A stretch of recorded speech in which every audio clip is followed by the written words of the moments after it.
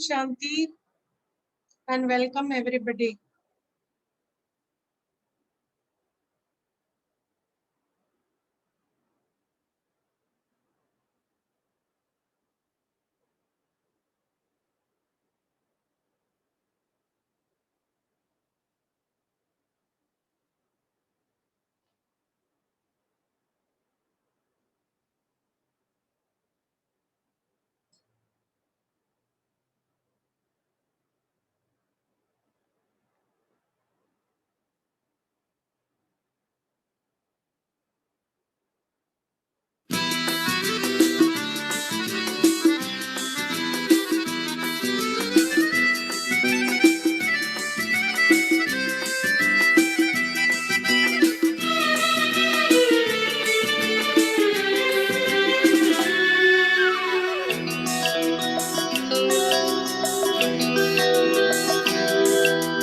जिंदगी का खेल हंसते हंसते खेलिए, जिंदगी का खेल हंसते हंसते खेलिए, मुस्कुराते दूर मुश्किलें धकेलिए, जिंदगी का खेल हंसते हंसते खेलिए, जिंदगी का खेल हंसते हंसते खेलिए, गुनगुनाने की कला, मुस्कुराने की कला, प्रभु सिखा रहे स्वयं, वो जान लीजिए, ज्ञान लीजिए, ज्ञान लीजिए, जिंदगी का खेल हंसते हंसते खेलिए, जिंदगी का खेल हंसते हंसते खेलिए।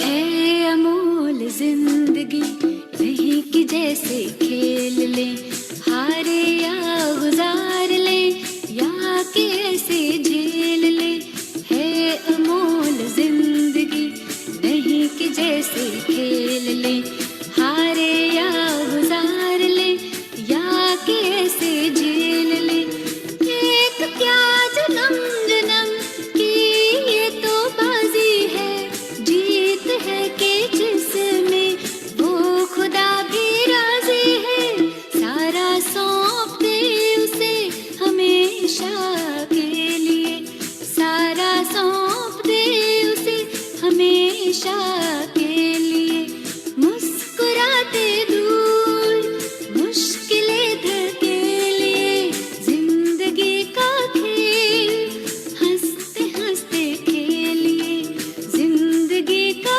खेल हंसते हंसते खेलिए।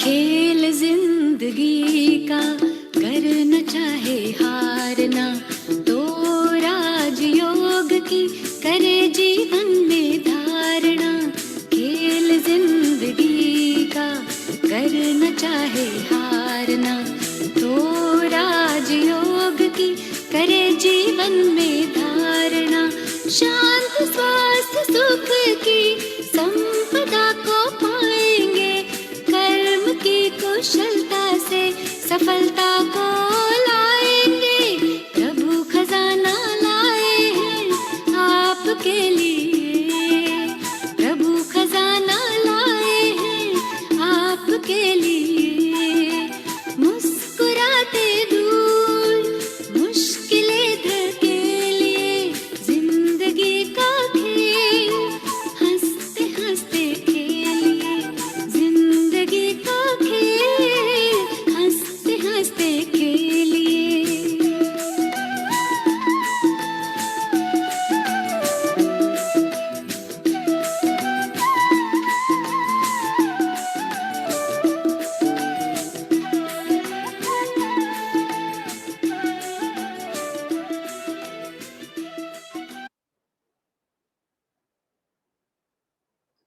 शांति।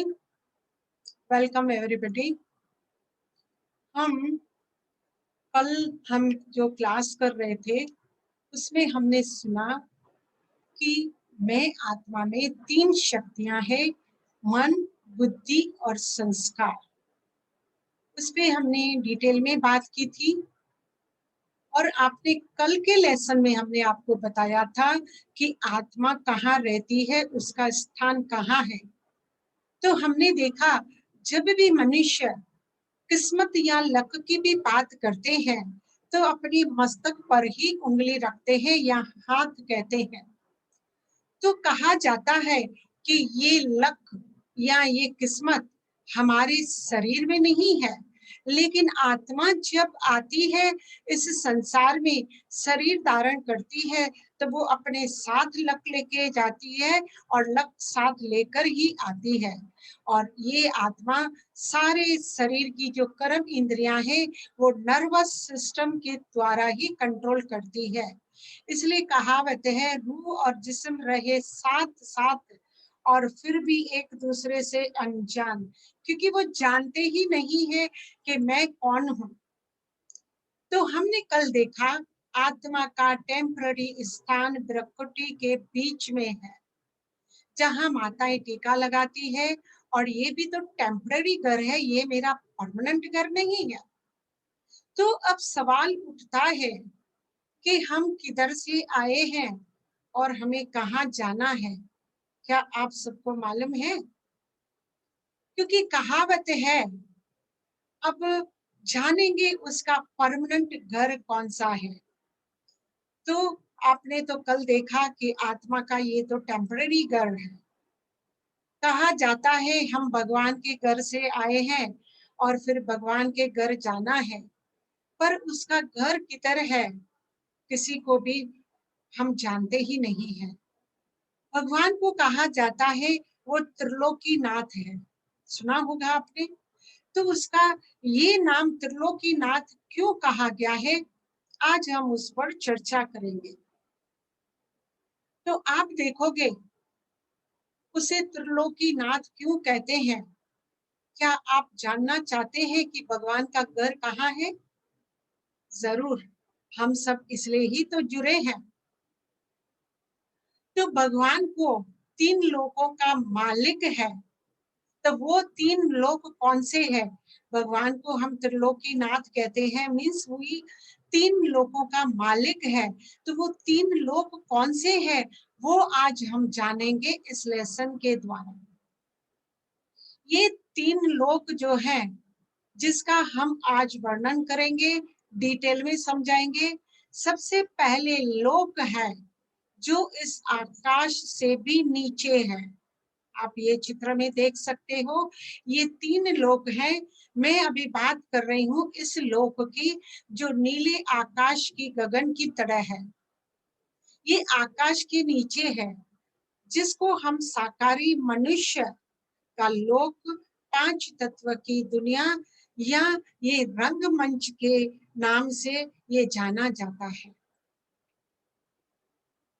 ये दुनिया एक रंगमंच ही तो है, जहाँ हर एक आत्मा शरीर धारण कर अपना अपना रोल प्ले करती है और अपना अपना किरदार निभाती है। सबको सेम रोल नहीं दिया जाता, हर एक को अपना अलग अलग नाम दिया जाता है। और आप देखोगे ये रंगमंच है, मैंने कहा ये दुनिया रैन बसेरा है।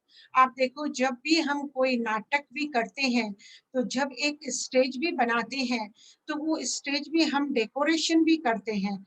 और डेकोरेशन से आप देखोगे कि उसमें लाइटें लगी होती है, बहुत सारे डेकोरेशन लगे होते हैं, तभी तो हमें उसमें आनंद आता है। तो आज हम देखेंगे ये चांद सूर्य की जो रोशनी है ये स्टेज को जगमगाती है। मीन्स ये हमारे लिए ही बनी हुई है, चांद और सूर्य रोशनी के लिए। और उसमें मन मोहने वाले भाग बगीचे भी है, चारों तरफ देखो। ये सृष्टि ने जो भी पदार्थ दिए हुए हैं ये हर एक मनुष्य इंसान के मनोरंजन के लिए ही है। तो हम सब उससे किरदार करते करते इनको भी हम एंजॉय करें। अब ये सृष्टि रंगमंच तो बहुत सारी अनेक चीजों से सजाया गया है, वो सब मन को बहलाने के लिए ही है। लेकिन अभी मुख्य बात आती है कि हमें इस रंगमंच पर अपना किरदार कैसे निभाना है, उसका ध्यान रखना होगा। क्या करना होगा हमें? उसका ध्यान रखना होगा। तो कैसे ध्यान रखेंगे वो आज हम देखेंगे। इसकी नॉलेज होनी चाहिए ना, नहीं तो फिर हम अपने इस ड्रामे से भी आउट हो जाएंगे। मैं आपको एक स्टोरी छोटी सी है वो बताती हूँ। एक माँ के दो ट्विन बच्चे थे और दोनों को माँ तैयार करके स्कूल भेजती थी। वो तैयार होके अपने ही टाइम पर बाहर जाते थे। लेकिन जैसे मैंने कहा, भले ट्विंस बच्चे हो, लेकिन हर एक का स्वभाव संस्कार अलग अलग होता है, सबका सेम नहीं होता है। तो उसमें तो एक बच्चा बरोबर स्कूल रेगुलर, सिंसियरली और पंक्चुअली वो जाता था स्कूल। लेकिन उसमें जो दूसरा था वो बिल्कुल पढ़ाई पसंद नहीं करता था।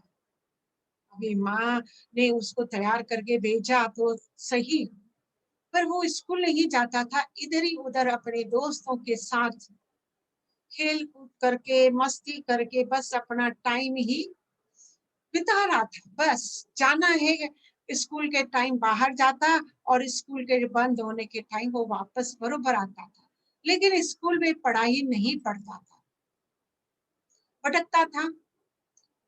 फिर क्या हुआ, एक दिन अभी फाइनल एग्जाम का समय आ गया। अब माँ दोनों बच्चों को उठा रही है कि जाइए एग्जाम देने के लिए। अब क्या होता है कि जो एक बच्चा है जिसने पढ़ाई बरोबर की है, वो तो खुशी राजी उठकर चला जाता है, तैयार होता है। लेकिन जो दूसरा बच्चा है वो थोड़ा आनाकानी करता है, माँ को थोड़ा पटाने की कोशिश करता है। वो क्या कहता है, जब माँ उसको उठाती है तो कहता है, मम्मी नहीं, मेरे तो ना सर में बहुत दर्द है, आज मैं नहीं जा सकता। माँ भी भोली होती है, वो समझती है होगा उसके सर में दर्द। कहा, बेटा मैं तुम्हें गोली देती हूँ, लेकिन उठो और जाओ। लेकिन अभी इसने तो देखा माँ तो अभी गोली देकर फिर भेजेगी। अब उसने दूसरा बहाना बनाया, नहीं मम्मी मुझे तो पेट में भी दर्द है। बार बार वो नए नए बहाने बना रहा था। तो माँ तो समझ गई। अब माँ तो ऐसे जाने नहीं देगी, क्योंकि पूरे साल का जो होता है एग्जाम पर ही होता है, और नहीं तो पूरा साल बर्बाद होता है। माँ ने एक चांटा मारा बच्चे को और उठाया, उठ और मुझे सच बता के तू क्यों स्कूल नहीं जा रहा है, एग्जाम देने क्यों नहीं जा रहा है। अब बच्चा समझ गया माँ तो अभी पढ़ने वाली नहीं है। तो उसने अपनी सारी स्टोरी बताई कि माँ को कि मैं तो स्कूल जाता ही नहीं हूँ और मैंने तो कुछ भी पढ़ा नहीं है, तो मैं स्कूल में एग्जाम क्या देने जाऊं, मेरे को तो कुछ भी आता नहीं है। फिर भी माँ है, माँ ने कहा, बेटा तू जा, उठ। प्यार से समझाया, कहीं पेपर इजी भी आ जाए और तू कुछ भी लिख लेगा और अगर पास हो गया तो तेरे साल पूरा बर्बाद नहीं होगा। तो इसी प्रकार भी इस संसार में भी ऐसे ही दो प्रकार के एक्टर हैं जो अपना अपना किरदार अलग अलग निभाते हैं। अब क्या हुआ, परमात्मा ने हम इस संसार में तो आए, उन्होंने कहा था पढ़ाई पढ़ना, अपना ध्यान रखना, लेकिन हम तो अपनी मौज मस्ती और इसमें ही समय बिता दिया, पढ़ाई तो पढ़ी ही नहीं। और अंत समय जब आता है तो एक तो खुशी खुशी हंसते हुए जाता है, क्योंकि उसने अच्छे कर्म किए हुए हैं, अच्छे अच्छे किरदार निभाए हैं, तो उसे किसी भी बात का डर नहीं होता है। लेकिन जो दूसरा है वो रोते रोते ही जिंदगी में अपना समय तो ऐसे ही बर्बाद कर दिया, कोई अच्छे कार्य किए नहीं, अच्छी कमाई की नहीं, तो अंत समय आया तो जाना तो है, लेकिन फिर भी रोते रोते जाते हैं।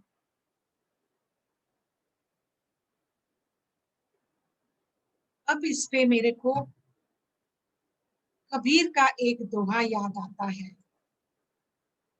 कबीर ने कहा, जब तुम पैदा हुए थे तो जग बहुत हंसा था, मुस्कुराया था, उन्होंने पार्टियां की थी, बहुत कुछ किया था उन्होंने आपके आने के लिए। देखो माँ बाप भी कितनी खुशियां हैं, लेकिन आप तो रोकर ही आते हो ना, आप तो हंसकर नहीं आते हो, रोकर ही आते हो। तो जब तुम पैदा हुए जग हंसा और तुम रोए, और अंत में भी अभी तुम रोकर जाओगे जग छोड़कर, तो तुम्हारे जीवन का क्या फायदा, इस संसार में फिर तुम आए क्यों। तो कबीर जी ने हमें सलाह दी, ऐसी करनी कर चल कि तू हंसे और तेरे पीछे जग रोए। इतनी ना अच्छी बात कबीरा जी ने कही है, तो क्यों ना हम भी उनकी बातों का ध्यान दें। इस संसार में तो हम आए हैं, और इस संसार में तो हमको क्या करना है, अपना कौन सा रोल मुझे प्ले करना है। ऐसे नहीं आने के समय भी रोए, अब जाने के समय भी हम रोए नहीं। हमें इस संसार में अपना ऐसा पार्ट बजाना है जो हम तो हंसकर जाएं, पीछे मेरे को याद करे दुनिया। तो बड़ा ध्यान रखना पड़ेगा, नहीं तो हमारी जीवन भी बेकार ही जाएगी, और फिर अंत में भी पश्चाताप ही होगा। तो करनी पर ध्यान देना है। कबीर जी ने कहा था, तू ऐसी करनी कर जो तू हंस कर जाए और तेरे पीछे जग रोए। तो ये सारा खेल है करनी पर। इस किरदार में, इस रोल में, इस संसार में हम आए तो हैं, लेकिन हम करनी क्या कर रहे हैं उसका मुझे आज ज्ञान मिलेगा, उसको हम डिटेल में समझेंगे। किस्मत करवाती है ये कठपुतली का खेल, बाकी जिंदगी के रंग मंच पर तो कोई भी कलाकार कमजोर नहीं है। ध्यान देना, यहाँ हम में से कोई भी कमजोर नहीं है। मैंने पहले भी बताया था कि कमजोरी कब आती है, जब हमारी आत्मा की जो ये 5 जो गुण है, शक्तियां है 7, ये जब हम में एक भी कम हो जाती है तो मुझे कमजोरी महसूस होती है। तो मुझे इसको बढ़ाने के लिए हर रोज सत्संग और मेडिटेशन, इन 2 कड़ियों पे बहुत बड़ा ध्यान देना पड़ेगा।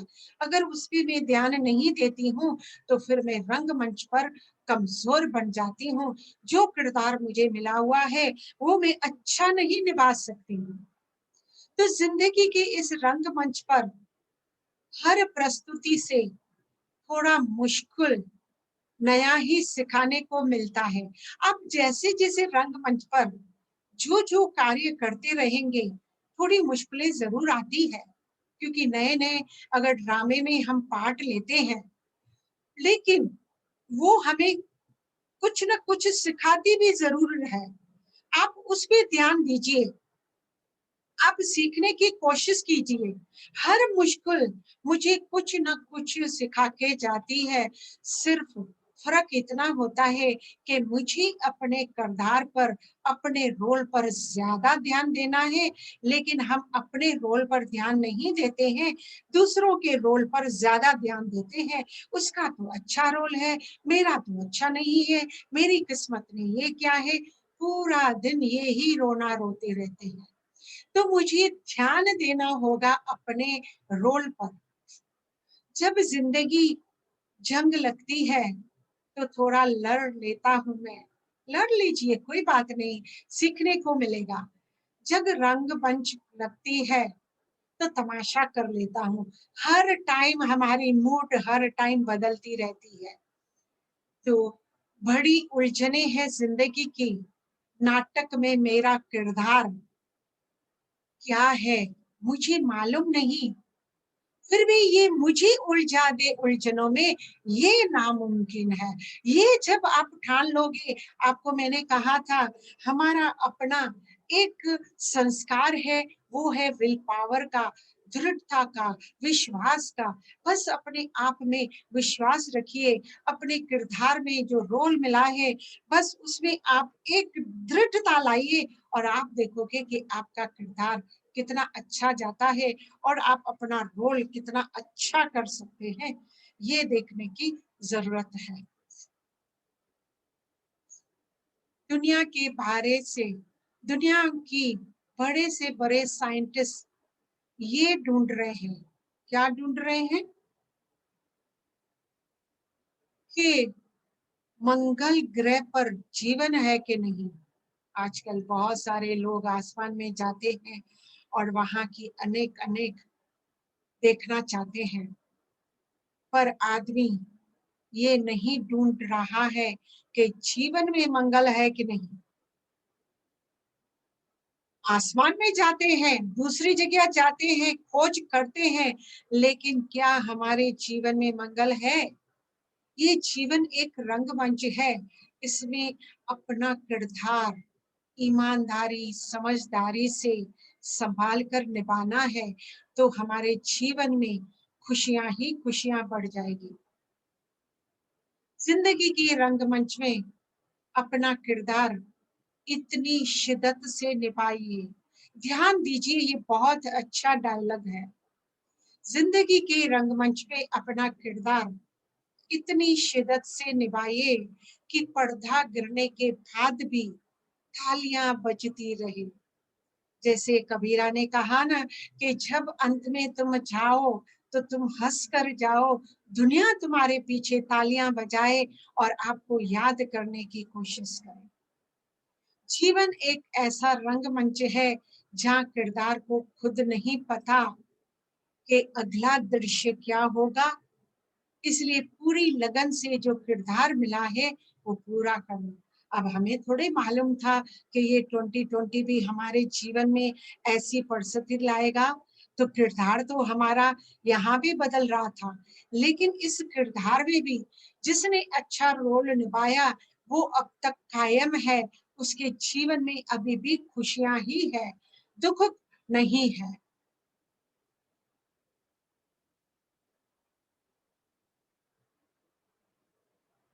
देखिए सिचुएशन सेम है, लेकिन कोई सुख महसूस कर रहा है तो कोई दुख महसूस कर रहा है। खुद की तकदीर तू ही लिखेगा, जीवन का हर शतरंज जीतेगा।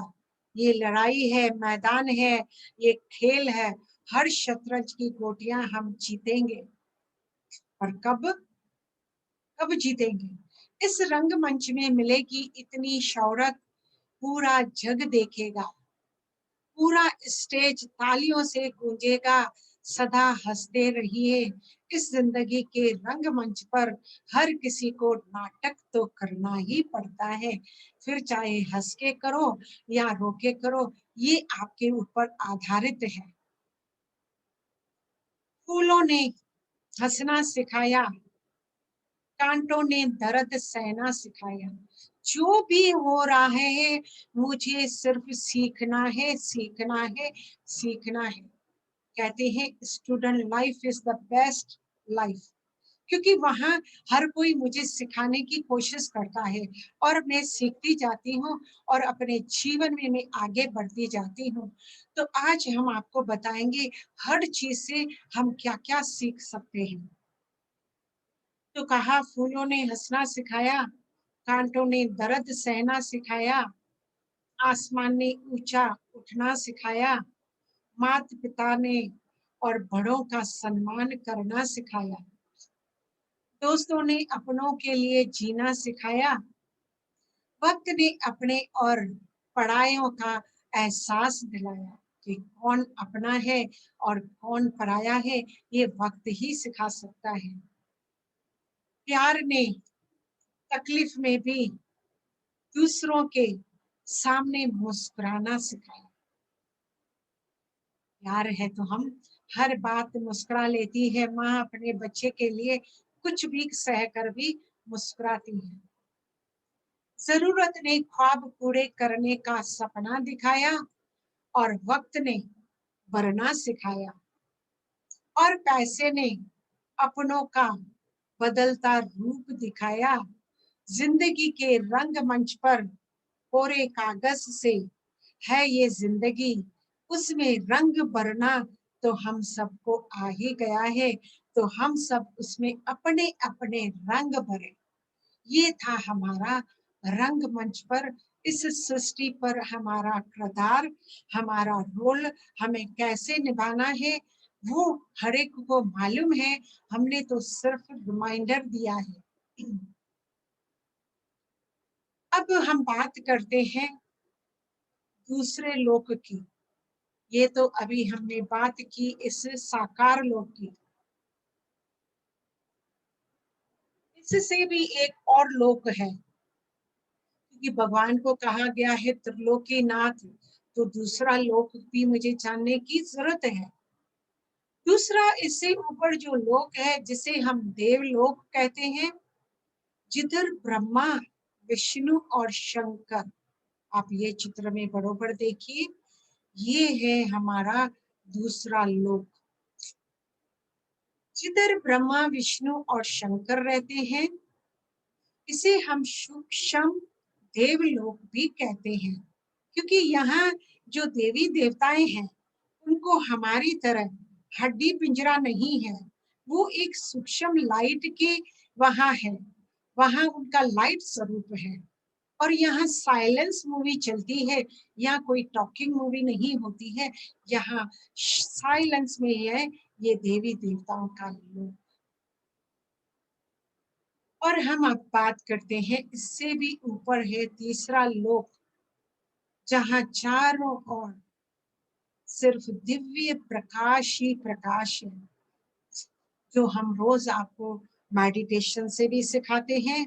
और आज फिर हम आपको ज्यादा थोड़ा डिटेल में मेडिटेशन कराएंगे, जिसको आप जानोगे हम कैसे अपने घर भी जा सकते हैं तीसरे लोक। इससे ऊपर है तीसरा लोक, जहां चारों ओर दिव्य प्रकाश छाया हुआ है, जहां सभी आत्माएं निवास करती हैं। जितनी भी आत्माएं हैं सभी वहां निवास करती हैं, जिसको इवन श्रीमद् भागवत गीता में इसका गायन है। कौन सा गायन है? गीता में इसे कहा गया है परम धाम, और उसमें गाया हुआ है कि ये परम धाम जो है ना, अलग अलग धर्म में इसके अलग अलग नाम है। हमने इसे परम धाम क्यों कहा? क्योंकि ये हर धाम से ऊंचा है, ऊंचे से ऊंची इनकी स्थिति है। अब किसी ने इसको शांति धाम कहा। क्यों कहा? क्योंकि हम आपको बता रहे हैं कि इस दुनिया में आत्माएं एक छोटी सी बिंदी के रूप में ही रहती हैं। यहाँ बड़े बड़े मकान नहीं है जहाँ हम रहते हैं, क्योंकि हमारा यहाँ शरीर नहीं होता है। हम जब शरीर छोड़ते हैं और इस धाम में जाते हैं, तो हमारी छोटी सी आत्मा बिंदी ऊपर जाती है। और बिंदी तो आप देखो, छोटे पेपर पर भी कितनी बिंदियां लगाओ तो कितनी सारी जगह में, छोटी सी जगह में कितनी सारी बिंदियां आ जाती है। इसी प्रकार इस धाम में हर एक लाखों करोड़ों के तादाद में सारी बिंदियां रहती है। सबका एक जैसा ही स्वरूप होता है, और इसे पारलोक भी कहते हैं। पारलोक क्यों कहते हैं? मैंने कहा था ये दुनिया 5 तत्वों की दुनिया है, उससे छठा लोक ब्रह्मलोक था, और उससे ये 7वां आसमान है, पारे से पढ़े लोक है, इसलिए इसको पारलोक कहते हैं। किसी ने इसे निर्वाण धाम कहा है। निर्वाण का मतलब क्या है? क्योंकि यहाँ हम जो आत्माएं हैं ना, वाणी नहीं है। क्यों? क्योंकि ये धाम में हमारे पास शरीर ही नहीं है, तो हमें वाणी की जरूरत ही नहीं होती है। छोटी सी बिंदी है, तो यहाँ कोई भी प्रकार की आवाज वाणी कुछ भी नहीं है। इसलिए जब हम अपना मन इस स्थान से लगाते हैं मेडिटेशन में, तो हमें उसका अनुभव होता है शांति का, यहाँ बैठे बैठे।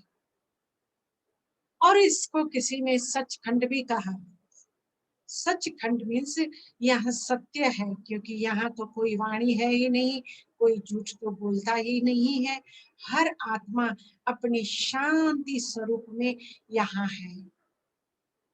और किसी ने इस्लाम धर्म में आलम ए अरवा कहा है। उन्होंने कहा है जहाँ हर रूह निवास करती है। और किसी ने इसे सातवां आसमान कहा। मैंने कहा सातवां मीन्स ये 5 तत्वों और छठा तत्व देवलोक, और ये सातवां लोक है। किसी ने इसे मोक्ष धाम भी कहा। मोक्ष का अर्थ क्या है कि यहाँ हम आत्माओं को, देह नहीं है, देह नहीं है तो ये कर्म इंद्रियां ही नहीं है, कर्म इंद्रियां नहीं है तो फिर हम तो मोक्ष में ही है। यहाँ किसी भी बात की बेफिक्र बेचिंता हम आत्माएं शांत आनंद 7 गुणों में ही रहती है। इसलिए इसे मोक्ष धाम। और फिर मुक्ति धाम। मुक्ति धाम मीन्स इसमें तो कोई कर्म करने की तो कोई जरूरत ही नहीं है, शरीर ही नहीं है, तो हम तो कोई संकल्प कोई कर्म कुछ भी नहीं करते हैं। इस घर को हम मुक्ति धाम भी कहते हैं। और इसे ब्रह्म लोक भी कहता है। ये ब्रह्म तत्वों का लोक है, मीन्स इसमें ब्रह्मांड है जिसमें सारी आत्माएं। और किसी ने इसको हाईली अबोर्ड भी कहा है, हेवनली अबोर्ड। ये मेरे ख्याल से ये कहते हैं, फॉरेन में इसको हाईली अबोर्ड कहते हैं, हेवनली अबोर्ड कहते हैं। तो हर एक धर्म में इस घर को सबने माना है, लेकिन हर एक अपना अपने नाम से उसे जानते पहचानते। लेकिन हम अपने सीधी सादी भाषा में उसको कहते हैं अपना प्यारा घर। आप देखो, घर का नाम लेते ही अपने मन में ऑटोमेटिकली खुशी हो जाती है, होती है कि नहीं होती है? अब कहा जाता है घर ऐसा स्थान है जहाँ से व्यक्ति को वापस बहुत विशेष लगाव होता है। घर का नाम सुनते ही मन में थोड़ा आनंद और खुशी हो जाती है, इसलिए हम इसको अपना प्यारा घर कहते हैं। सारी दुनिया घूम कर आओ, पर जब अपने घर आते हैं तब क्या हो जाता है? तब आप देखोगे इतना सुकून मिलता है, इतनी राहत महसूस करोगे, मन शांति का अनुभव करोगे। और वैसे भी लोगों को नींद भी अपने ही घर में आती है, दूसरों के घर में नहीं आती है। आप देखो, कईयों को तो इतना लगाव होता है, उनको अपना ही कमरा चाहिए, अपना ही बिस्तर चाहिए, अपना ही तकिया चाहिए और अपना ही साइड चाहिए। इसलिए लोग जब बाहर जाते हैं ना, वो एडजस्ट नहीं कर पाते हैं, उनको वहां नींद नहीं आती है, क्योंकि उनको सब अपना अपना। कईयों को तो इतनी आदत होती है कि वो जब डाइनिंग टेबल पर भी बैठेंगे ना, तभी भी वो कहेंगे मुझे तो सिर्फ अपना ही कुर्सी चाहिए, इस पे और कोई ना बैठे। तो कहने का तात्पर्य क्या है कि अपने ही घर में आनंद है, सुख है। पर हम क्या करते हैं, दूसरों के और हमारा ध्यान होता है, दूसरे क्या कर रहे हैं, कहाँ जा रहे हैं, क्या खा रहे हैं, क्या कर रहे हैं। दूसरों को मत देखो, आप अपने आप को ही देखो, अपने किरदार को देखो, अपने रोल पर ही ध्यान दो। कई लोगों को कहते हैं बाहर जाते हैं तो बीमार हो जाते हैं, कईयों को फिर घर से इतना लगाव है कि कभी भी जाना पड़ा तो बीमार हो जाते हैं। दूसरे शब्दों में कहते हैं होम सिकनेस फील होते हैं। कई बच्चे हैं जो आप देखो हॉस्टल्स में रहते हैं, अपने घर परिवार से अलग हैं, कईयों को नौकरियों के लिए परदेश जाना पड़ता है, कई सारी बातें हमारे जीवन में होती है, तो हर कोई अपना होम सिकनेस फील करता है, क्योंकि घर परिवार से वो अलग होता है। घर परिवार की फीलिंग ही अलग होती है, अपना घर का अलग ही माहौल होता है। कहा जाता है अपना घर दाता का घर, अर्थात अपने घर में ही मालिक बनकर कुछ भी कर सकते हैं, तो हर एक को अपना घर ही प्यारा लगता है। तो आज तो हमने आपको आपके घर से ही दिखाया कि कौन सा हमारा परमानेंट घर है, जिसको आप जितना ज्यादा याद करोगे, आपके मन में उतनी ही खुशी आ जाती। आज संसार में मनुष्य जब अनेक जन्म जन्म लेकर, ये शायद मैंने आपको बताया नहीं है कि हम हर जन्म जन्म मनुष्य ही बनते हैं, और हमने अनेक जन्म लिए हुए, आज ये नया जन्म नहीं है। तो जब संसार में मनुष्य अनेक जन्म लेकर अपनी भूमिका निभाता है, तो इसको पाठ को अदा करते करते करते इतना दुखी हो जाता है, थक जाता है, तब उसको अपना घर याद आता है। इसलिए जब कोई जीवन से बहुत तंग हो जाता है, तो कहते हैं मुझे तो मोक्ष चाहिए। अब इसकी मैं बात बात में करूंगी कि मोक्ष मिलता है कि नहीं मिलता है, लेकिन आज मैं आपको आपके घर की बातें बता रही हूँ कि मेरा अपना परमानेंट घर कौन सा है। मोक्ष भी चाहने वालों की 3 प्रकार के लोग हैं। आप जरा ध्यान देना, क्या मैं उसमें फिट होता हूँ क्या? मुझे मोक्ष चाहिए क्या? आप सोच के मुझे कल बताना, क्योंकि कल जब मैं आपको दूसरा लेसन कराऊंगी, तब आपके विचार ही बदल जाएंगे। लेकिन आज आप जरूर एनालाइज करना कि आपको क्या चाहिए जीवन में। इस जीवन में हम आए हैं, लेकिन मुझे चाहिए क्या? जब तक लक्ष्य फिक्स नहीं किया है, तब तक हम आगे बढ़ नहीं सकते। तो मोक्ष चाहने वाले में भी 3 प्रकार के लोग हैं। कौन से हैं? एक है जो सदा काल का इस दुनिया में दोबारा आना नहीं चाहते, सदा काल का मोक्ष चाहिए। क्या आप चाहते हैं? आप विचार करना इस बात पर और मुझे फिर बताना। अब मोक्ष क्यों चाहता है इंसान सदा काल का? अब तक तो आपने सबने यही दिल में विचारा होगा। अब मैं इसका कारण बताऊंगी, आपका मन बदल जाएगा। आप देखना, 2 मिनट में आपका मन बदल जाएगा। एक है जो सदा काल का इस दुनिया से छुटकारा चाहते हैं, दोबारा इस संसार में नहीं आना चाहते हैं। आप देखिए, कोई भी खेल हम जब खेलते हैं, and we are always winners, और वो विन हमेशा जिंदगी में करता रहता है। उसको कहो कल हम खेल नहीं करेंगे, उसको अच्छा लगेगा? नहीं। क्यों? क्योंकि वो तो जीतने वाला है, उसको तो जीतना है, तो खेल क्यों बंद करना है? तो यहाँ भी संसार से सदा काल का जिसको मोक्ष चाहिए, वो इस खेल से तंग हो गए हैं, उनको खेलना नहीं आता है, वो विनर्स नहीं है, लूजर्स हैं। जो लूजर्स होगा वो तो छुटकारा चाहेगा ही, लेकिन हम यहाँ ये रोल प्ले नहीं करने आए हैं, हम तो सदा जीतने आए हैं। तो मेरे ख्याल से आप भी सदा काल का मोक्ष तो नहीं चाहोगे। दूसरे प्रकार के जो लोग हैं, जो इस दुनिया में अल्पकाल के लिए जाना चाहते हैं, जैसे हम ऑफिस जाते हैं, ऑफिस में काम करते हैं, फिर थोड़ी थकावट होती है और हम फिर वापस आते हैं अपने घर, फिर रात को आराम करते हैं, और जब दूसरे दिन हम फ्रेश हो जाते हैं, तो क्या आप सोए रहेंगे या फिर जाएंगे अपने काम पर? तो फ्रेश हो गए, थकावट थी तब मुझे थोड़ा अल्पकाल के लिए थोड़ा आराम चाहिए। तो ये जीवन में भी, इस संसार में भी हम सब आए हैं, बरोबर है, हम अपना रोल प्ले करते हैं, किरदार निभाते हैं, थोड़ी थकावट हर एक को होती है, लेकिन वो थकावट भी मिटाने के लिए हमने आपको तरीका बताया है। कौन सा तरीका बताया?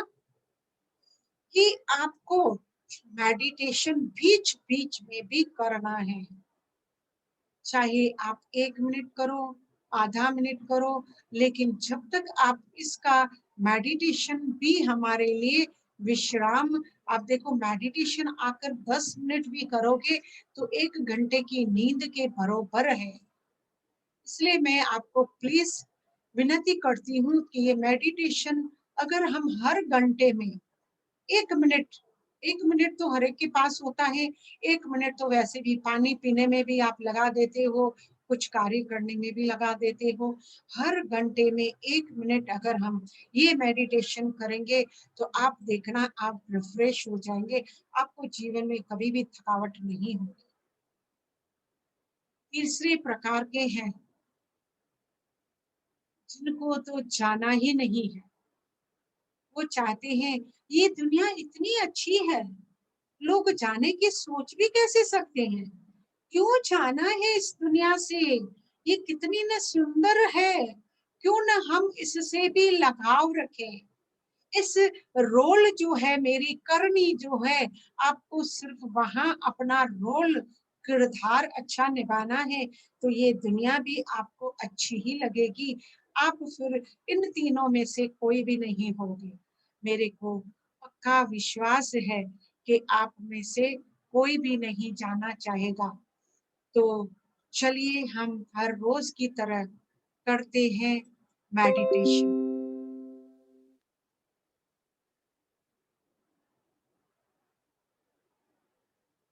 हर रोज की तरह सबसे पहले अपने आप को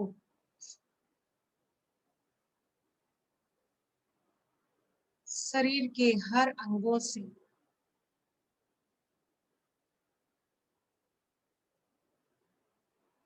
आसपास हुई हुई हलचल और आवाज से दूर ले चलते हैं अपने मन और बुद्धि को प्यारी और प्यारी यात्रा पर। आज हम निराली यात्रा करेंगे। सबसे पहले अंतर आत्मा में देखिए अपने आप को में एक शक्तिशाली सर्व गुणों से भरपूर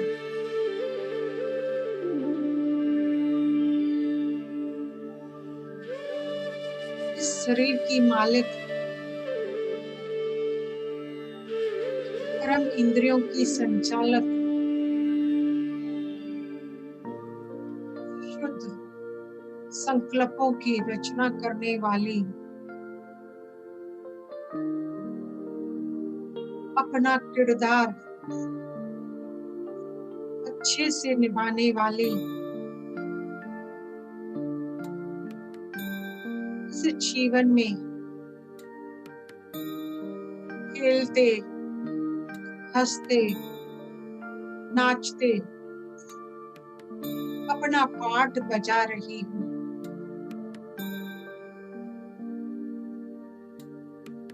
एक दुनिया, इतनी न सुंदर दुनिया है,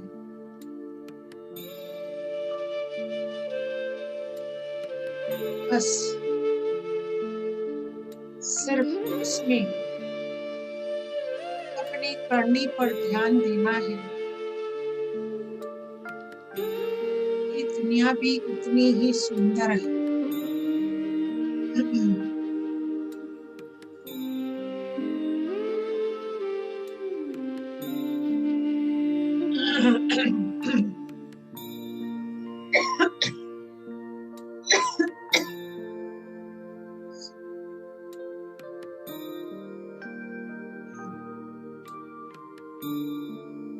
पाठ निभाते निभाते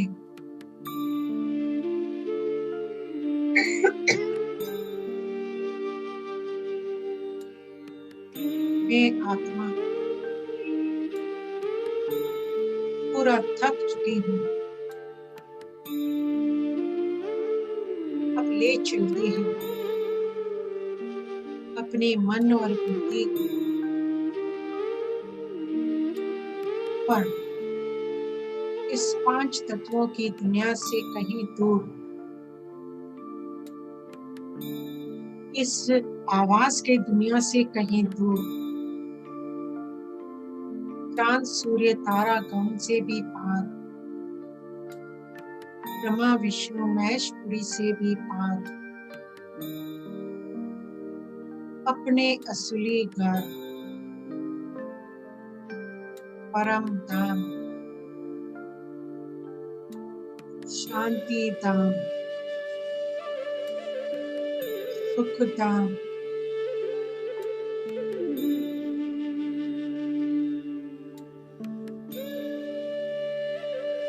जहाँ चारों तरफ चांदनी सा प्रकाश छाया हुआ है, जहाँ चारों तरफ सिर्फ शांति ही शांति है। मैं उस शांति का अनुभव कर रही हूँ।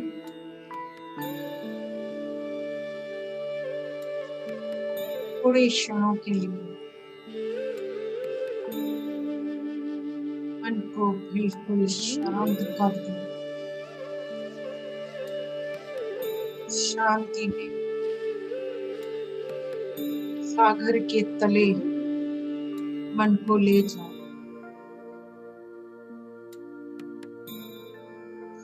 अब मेरी सारी थकावट दूर हो गई। मैं शक्तिशाली बन गई और सतों गुणों से भरपूर भी हो गई।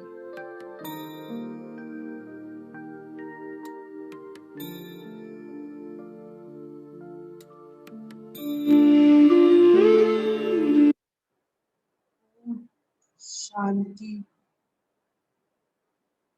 शांति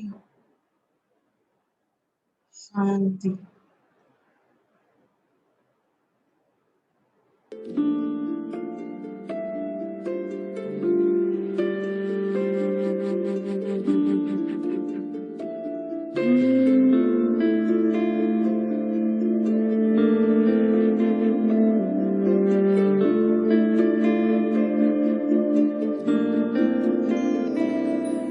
आवाज से परे मधुर साज से भरे अंदाज में बुलाए बाबा पुकार के बच्चिया।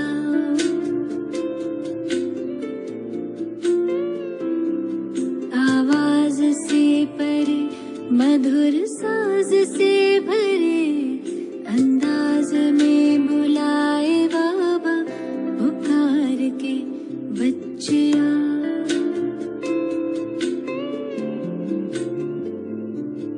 सितारों से दूर सितारों का जहां रहता परम सितारा बेहद सुकून वहां।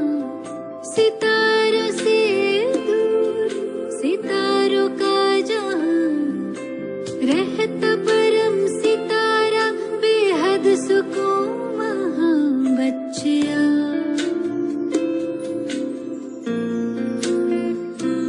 बच्चिया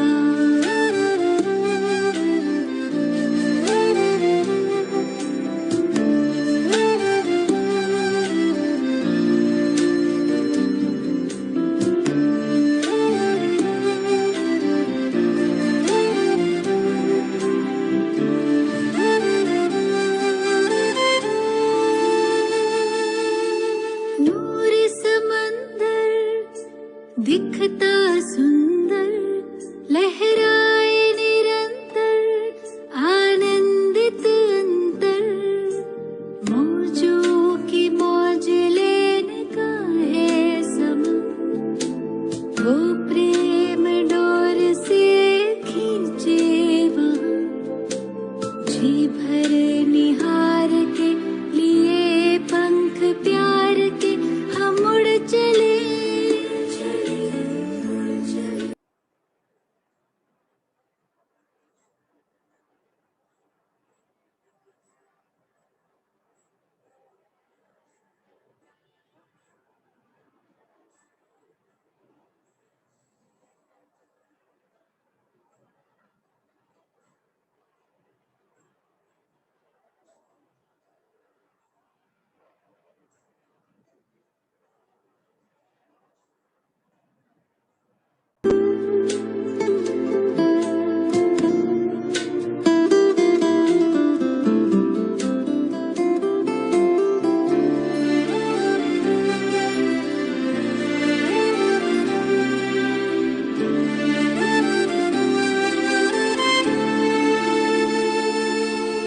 राहें देखे बाबा बाहें खोले, दिल से सुन ले मृदुल स्वर में वो बोले।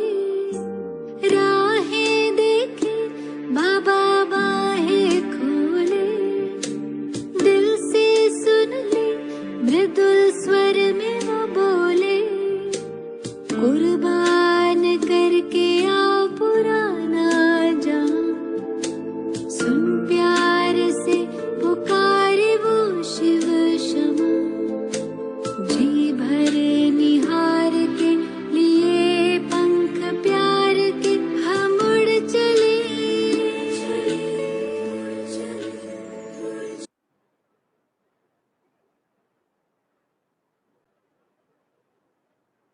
ओम शांति।